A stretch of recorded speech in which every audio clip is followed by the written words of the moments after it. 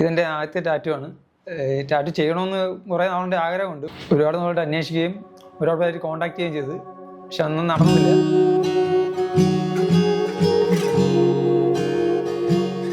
ഞാൻ ചെയ്ത ടാറ്റു എൻ്റെ കുട്ടികളുടെയാണ്.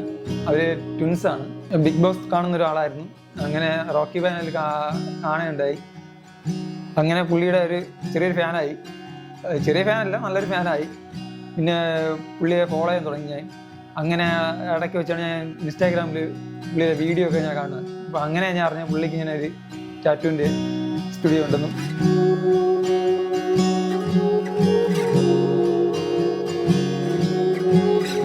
ഇപ്പം എനിക്ക് ഈ ആർട്ട് ചെയ്തത് സൗരവാണ്. എനിക്ക് വർക്ക് നല്ല ഇഷ്ടപ്പെട്ടു. ഞാൻ വിചാരിച്ചതിനേക്കാളും നല്ല വൃത്തിയായിട്ടാണ് സൗരവ് ചെയ്തിരുന്നത്.